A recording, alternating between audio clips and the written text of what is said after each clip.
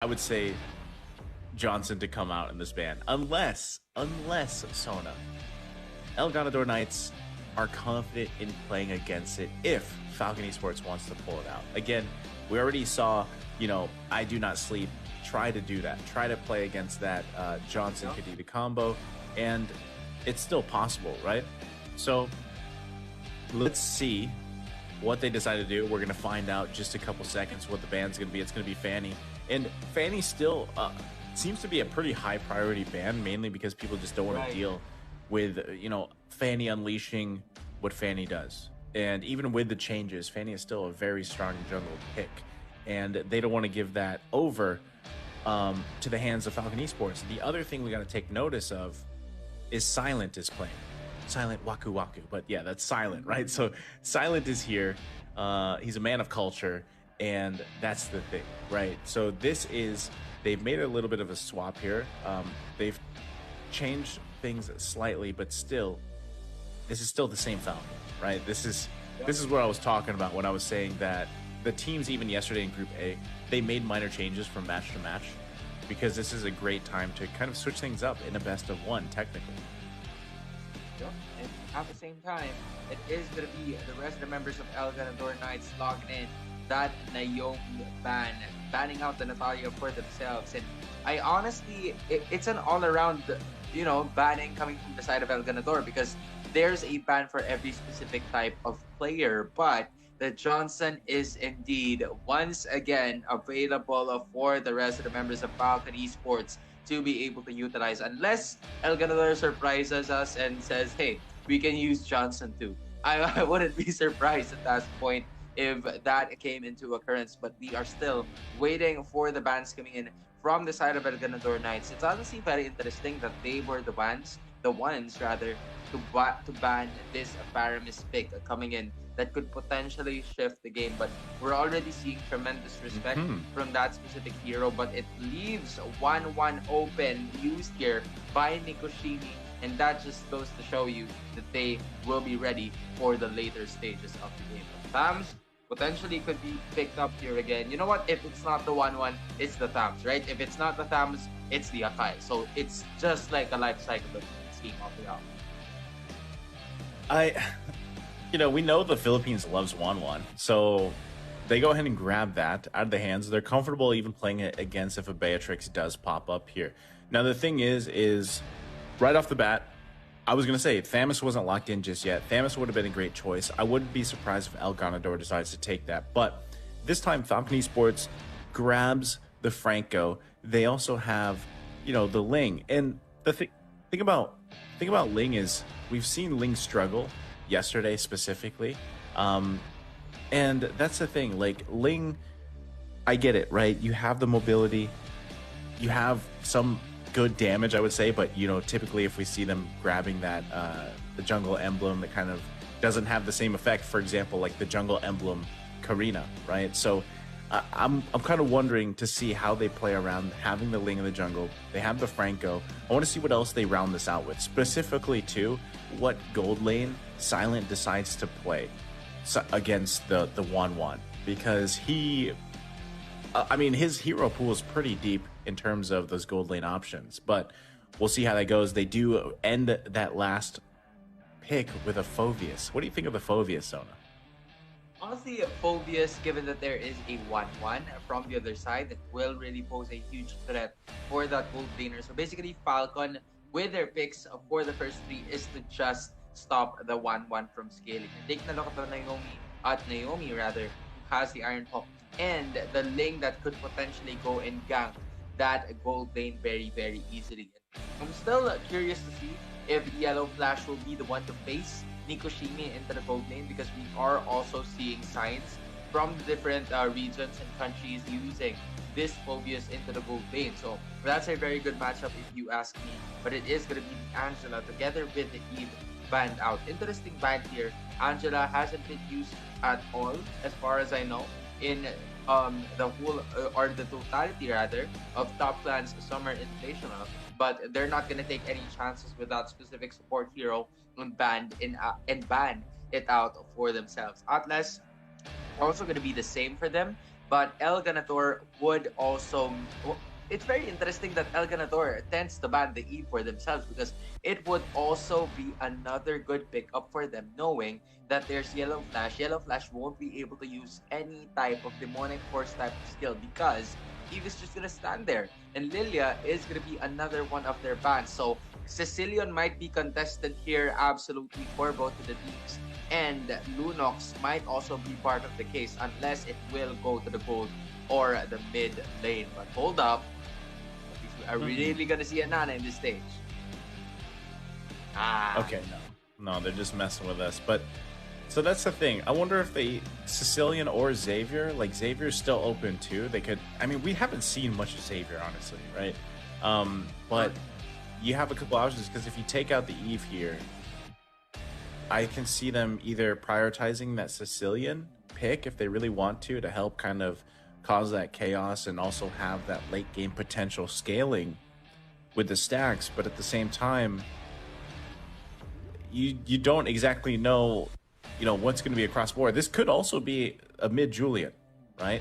But let's see, because they're hovering over Kagura and the Edith, who we haven't seen pop out just yet, both of them, right? So showing the Xavier, this is what I was leaning towards, either Sicilian or Xavier.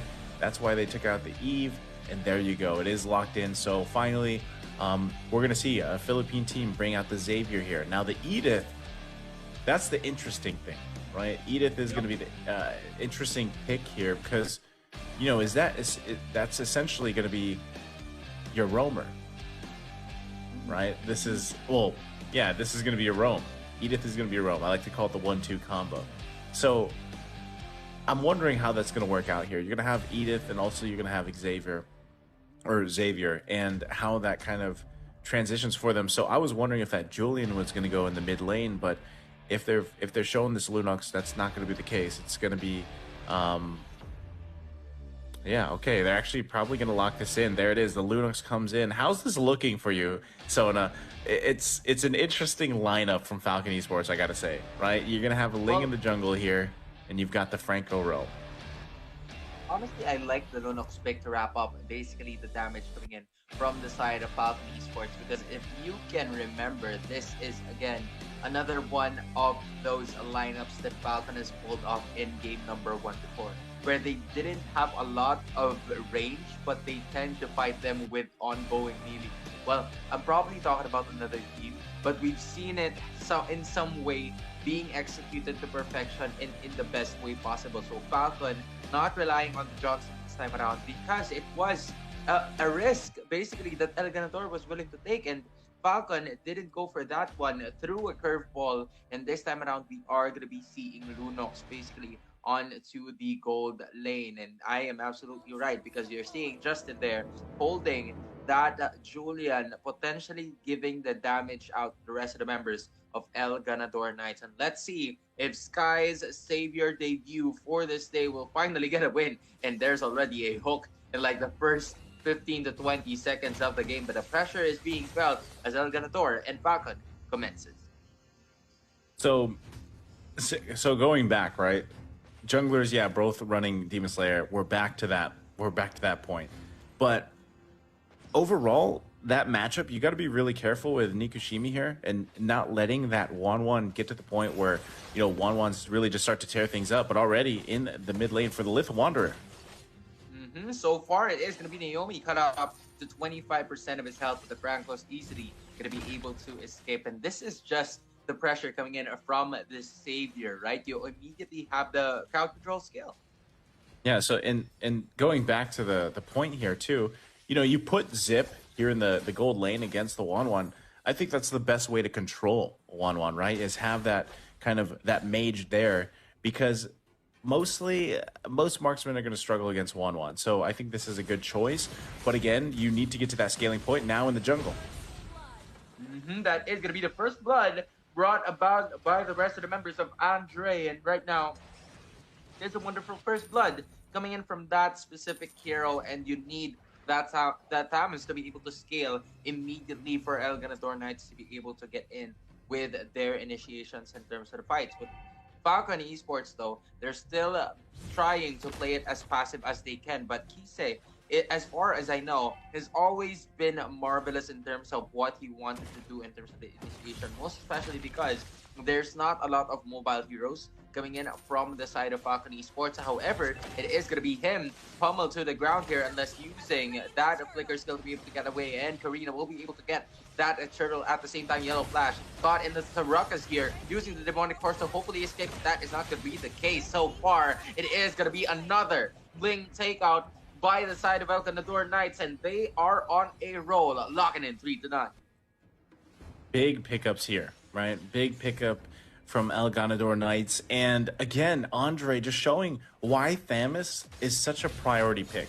And now the lockdown here in the bottom lane, not much he can do here to survive this one. One Chaos Bolt to the face, and he goes down, right? So they find a pick here.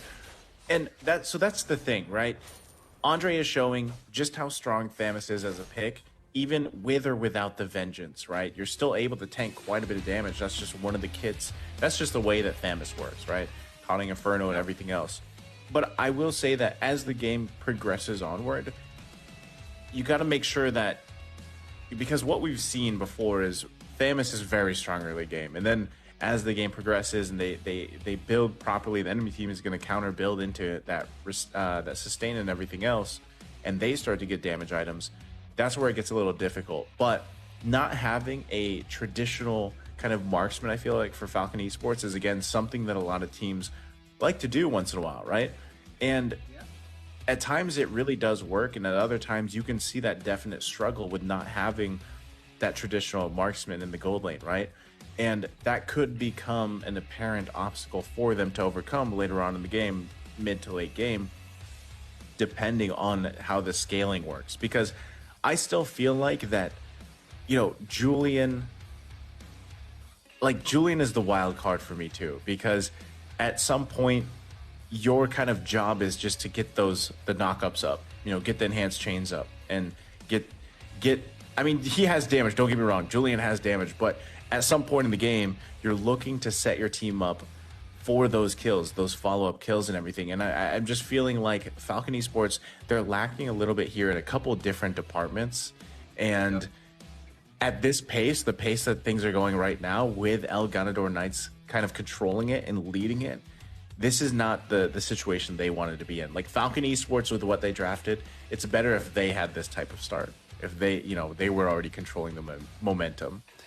But right now, we haven't even seen much from the Wan, right? They did get a kill. They're focusing on there. That is a good game plan. But as these objectives kind of build up here, you don't really have the tools right now to deal with that bully that Thamus is. Yep, and we're slowly talking about that Thamus because it is indeed going to be a problem for them, most especially because of the first blood that was secured by that hero on towards the XP lane.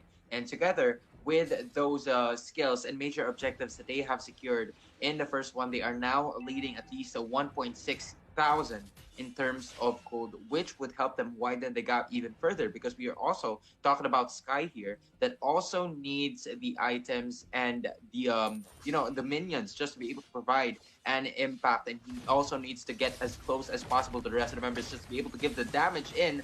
But there comes Earth Shatter, but Naomi will still stay alive unless it is the Karina King Frenzies right there to finish things off for good for El Ganador, and it is still the side of the Knights making sure that Falcon will stay in place. Ice is doing a great job here on this Edith roam, right? Just finding the 1-2 combinations, looking for the setup, got the shot call as well, and King Frenzy was there, right? It just worked so well. Yeah, and at the same time, one of the biggest chances that I've seen all throughout the competition was the fact that El Ganador has always been managing what they wanted to do in terms of their engagement, and it has been moving forward into what they wanted to do as a team. because of the fact that now Falcon Esports is being forced to actually try and get the necessary items and the initiations for them to be able to bounce back in this game. But so far, it's Andre and the rest of the El Ganador Knights actually sustaining those hits. But so far, it's going to be the Vengeance with the Bloody Hunt, not going to be able to hit anyone. Instead, Earth Shatter is going to be there with the Dawning Light at the same time. El Ganador picks off one more hero and the Turtle in the process. And the Knights are just getting what they want at this point. Yeah, like this is what I was talking about, right? The thing is, you don't really have the tools yet to deal with El Ganador Knights, and that's the thing. We haven't even seen much from Nikushimi on this 1-1. He hasn't really had to do much. And what is the trend when you're a gold laner? Yes, he has one death, but for the majority of the part, he hasn't really been bothered. And now they're here in the bottom lane. But what is the trend of gold laners that get to just kind of farm up and have a good time early on, right? It becomes a disaster later on. So my biggest question here with Falcon Esports is also, you know, Yellow Flash on this Phoveus. Like, is that enough later on in the game to be kind of that front line, that tanky member, whether you're following up or chasing people down? Because then otherwise you only have Naomi. But look at the top lane. They're focusing up there. Basically, they just want to pick things off, but it is going to be another Julian picked off by the rest of the members of El Ganador, and Falcon basically going to do the same. But a double kill lands here, make it 3 heroes potentially being taken down by the rest of the members of El Ganador. Yellow Flash is still fighting for his life, but the bullet is going to hit, and together with that light, sky is the limit for Falcon, and not to be able to escape at that point. And it is El Ganador once more locking in another hero and possibly a turret in the process. And slowly but surely, Sky is finally racking up the items, but so is Zips. And Zip, mind you, so far hasn't really been noticed in this specific fight. 1-0-0. And at the same time, he is getting a lot of the itemizations and the stats to be able to provide the damage all throughout being the Lunox. But we've seen Justin at this point using the ultimate to be able to get away, and that is going to be the end of the fight before the Turtle is about to be spawned again, because Naomi and Ki said they want a Naomi, and they want a Naomi to go down. And that is indeed going to be another smooth take from the Turtle by the side of Ganador. Yeah, and interesting, because I just feel like, you know, Silent is struggling in the jungle. Again, we're used to seeing him play the gold lane, but they did the Swamperoonie here. And, you know, with Silent in the jungle on this lane, he's not able to do exactly what he wants to do. And as I was saying, he's pretty much just split pushing at this point, right? Because as I was saying in the draft, the thing about Ling is if you are choked out of your buffs, and if you just can't, you know, you just can't even damage the enemy team because of just how much of a snowball effect they have, you're literally, your only option as that Ling jungle is to split push. Look for turrets around the map, look for those waves, push those in, and hope that that's the, you know, the most efficient way that you can farm up, so that later on, the best thing you can do is look for those cleanup kills or bait even with the Tempest of Blades, right? Depending on how you want to play around that. So this is the thing, once again, where it's difficult, because even the Julian in the mid lane, as I've argued before, it's tough, because if you're matching it, especially against a low cooldown hero like Xavier, this, you can see the struggle, right? And Xavier already has, like, he has Mystery Shop too. So he's getting those items much quicker. And you know, at one point, the Dawning Light is going to be on, what, less than maybe a 14-second cooldown, if not less. And because Xavier can do that and do that from a safe range, while if you look at the lineup of Falcon Esports, where they really, again, have to fight kind of closer to their enemy teams, unless they get a hook off to displace someone, then it's much more difficult with what they're going up against. So, and again, you're not even considering Nikushimi yet, right? You're still just looking at their kind of front line, which is Andre, Keys, and even King Frenzy to an extent. Now the assault on the mid lane here. So far, the turret has been taken out into half of his health, but a good split push tactic is being done here by the rest of the members coming in from Falcon. However, the rest of El Ganador is now going to be, in terms of the fight, Tams using that vengeance with the Counter Inferno to just zone out 3 and 4, make that 5 members coming in. But Yellow Flash is going to be able to take one down, and the rest of the members of El Ganador will be able to secure that Lord and Phoveus at the same time. paying so much attention and attention to detail is the rest of El Ganador, as King Frenzy wants to take one more, but it is continuously the Ling from the side of FALCON Esports making sure that he is still on a roll. It's silent but being deadly at the same time in this specific matchup. However, El Ganador already have the Lord marching into the top lane. It's going to be up to Falcon to be able to defend. Well, it is still not a Luminous Lord just yet, so they still have a chance. However, Nikushimi, though, already almost racking up the items. Taking a look at the replay. Yeah, so take a look at the replay, right? Then this is the thing. Andre actually able to take quite a bit of damage himself, even using that Vengeance, but eventually he goes down. And also you'll notice that Silent cleans up. Like I said, he's able to go ahead and find a kill for himself. But meanwhile, too, that's the thing, right? Justin able to grab that double kill. That's a saving grace for him because he had struggled in the early game. And this is the thing, right? You still have to deal with the other members. Nikushimi able to get an assist there, but still really wasn't, he didn't even have to do much there. So the Lord, what does that Lord get them, right? El Ganador Knights, it gets them some turrets, get them some space around the map. Yes, some members did go down, but Falcon Esports needs to continue to keep that pace, like match the pace right now with El Ganador Knights. How are they going to do that? Well, that's exactly what Silent is doing. He is doing the only thing he can do right now and continuing to push the map. But now that he's gotten, you know, those first turrets in those lanes down, he needs to be able to put pressure enough, which he's trying to do on those tier 2 turrets. Mind you also, the map is not open enough yet in the middle lane. That tier 1 is still up. So that's a huge advantage right now for El Ganador Knights.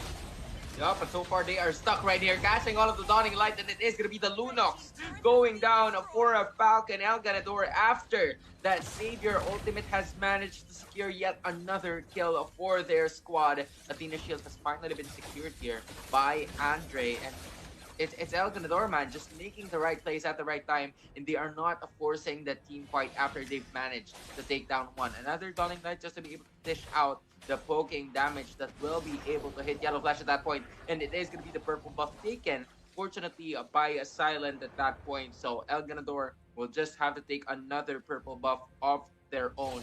However, Falcon really needs to step it up right over here because less than 20 seconds, the Lord is about to spawn, and this might just be a Luminous Lord this time around. Yeah, tough situation to be in here for Falcon, as again, they're relying on this Franco pick, and this is what we're seeing a lot from Franco, right? Looking for the picks late game. We've seen it previously. A hook can change the course of a game, either win or lose. And right now, Lord's going to be actually juggled around here, but look at the jungle. Sona. It's just too much damage for Yellow Flash to be able to take, but that hook is going to come in with the Counter Inferno. Andre, though, is going to be able to escape and stay alive, but not Naomi. For Naomi, not so much. That is going to be the crossbow tank popped off, and the Dawning Light is going to be evaded by Justin in that specific fight, but it is another clean objective taking coming from the side of El Ganador Knights. And man, oh man, every time there is always an objective take that is about to happen, there's always going to be a pick off that El Ganador is going to do and force Falcon Esports to retreat and go back to the base, which is why now the Lord is marching onto the mid lane. Yeah, and which, again, they should be fine with. They should be able to clear it okay, but the thing is with the lead that is currently in favor of El Ganador Knights, they could just punch it in here if they really wanted to, because, I mean, look at the tankiness they have, and now here you go. The base going to be focused on right now. Yup, base from the middle inhibitor is going to be gone, but not is Garena right now. It is going to be the Earth Shatter landing in, but he will pop off the Immortality. Damage Blaze onto the backside. Meanwhile, it is the Cutter Inferno trying to catch them all, but it is going to be the Crossbow of Tang landing through that lane at the same time. However, it's only 3 heroes remaining. For the side of El Ganador, will they be able to actually do something about it? It's 3 versus 3. Sky and King of Frenzy will be out of the picture for the moment by the side of El Ganador, but an amazing defense coming in from Falcon. You already know what they're about to do once the counter engage actually managed to happen. However, Silent, Waku Waku was taken out of the equation. But still, it was a breathable fight for the side of Falcon Esports. Yeah, I mean, looking at the replay, right, this is, so like, Yellow Flash is there. he's being that big front for Falcon Esports. But still, the downside is you don't have much range, right? And that's the thing. So when they have that kind of favor in those team fights, if they can't continue to follow up and El Ganador Knights just continue to disengage, it's really hard to follow up here. But looking at the items too, they're starting to get to the point where they are going to have quite a bit of damage, right? The majority of Falcon Esports almost to the 15-minute mark. But the thing is, they need to be able to get a little bit of defense too on some of these key heroes, just like even Justin. Yeah, Justin's looking for the knockups, but also he has to get in there too to provide some of that damage that he has, even with, you know, the emblems that he's rolling. Like, that burning damage will amount to something, right? It does. Every little bit counts. But this is the thing. Once again, they're having a hard time getting past this kind of like front line of El Ganador Knights, literally the Knights, right? Especially even the Edith, right? Edith quite tanky, but then you got to deal with Andre with that vengeance. So by the time you even find that initiation, Falcon Esports is having a trouble following it up. But concealed play is going to come out.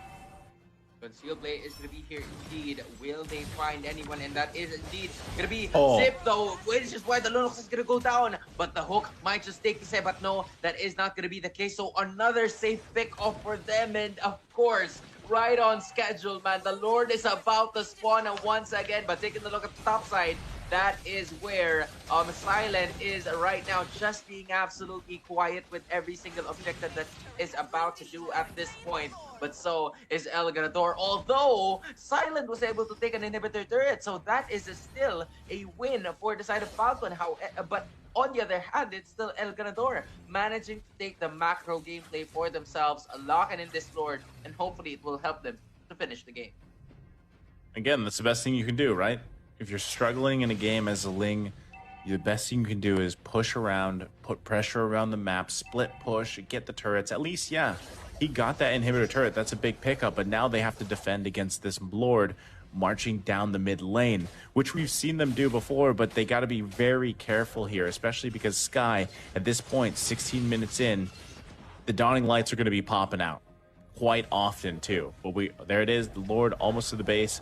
Let's see if Falcon Esports can actually defend against this rush.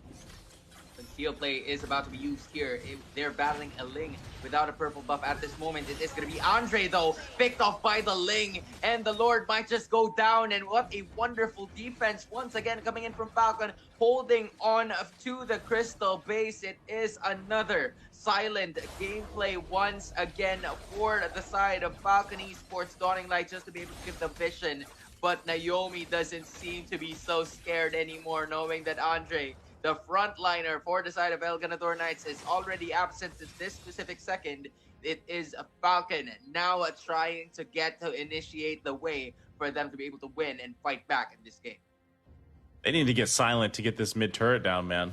So, I mean, that's what they're aiming up to do here right now. So, they got to be careful. Falcon Esports finally getting some territory here too. Like I said, they got to get the mid turret down. That'll open up things a little more. Let's see if they actually give an initiation here. King Frenzy going to go ahead and take that purple buff. And everybody being very careful. Just playing around those hooks. So far, that is going to be a boomerang just hitting one of the members of El Ganador. Andre is already back in action for the night. And Falcon is just absolutely careful. They know that they already have 2 inhibitor turrets down. And once that pick-off starts for the rest of the members of Falcon, it is not going to be a good sign for them. A Sea Halberd secured here by a Silent up facing this Kise and Andre in terms of the sustain and the physical defense that they've had as a team, just to be able to peel the front line from the side of the El Ganador Knights, because that has been the continuous problem coming in from El Ganador, which is the sustain and continuous damage that it can give to prolong and extend the team fights. And they're just basically waiting for this Lord, and they're waiting for the right moment to strike. Yeah, right now, tough, right? Because Lord's going to be up here in a couple seconds. This is going to be the big one, right? Because this Lord, whoever gets it, either the base is going to be exposed of El Ganador Knights if somehow Falcon Esports can take this one, or they're going to have to defend again, which I still think even with this Lord, Falcon Esports can definitely defend, right? But already Lord's going to be worked on here. see if what team actually wants to commit to this one, because everybody is here. All lanes too, just about even. But a big push of minions at the bottom lane. Lord less than half health. Lord at 30%, but it's going to be another hook coming in for Andre. Meanwhile, onto the backside, Nikushimi, though, might just be able to fly using the crossbow of Tang, but no one is just taken down yet. And it is going to be Yellow Flash. Tempest Blaze being committed right over here, but no, not yet. It is going to be landing silent, making sure that the retribution will come into play. But King Frenzy is going to go ham on the rest of the members of Falcon, and Dawning Light will be able to hit. Naomi and Yellow Flash are the only people alive. It is the popping off the immortality, and the Earth Shatter is going to finish that specific of Franco, and is Yellow Flash once again the only person standing for the side of Falcon Esports. Will they be able to do so? And it looks like the rest of the members of El Ganador will be locking things up. They don't mind Yellow Flash dunking, and it's El Ganador getting their first win of the game.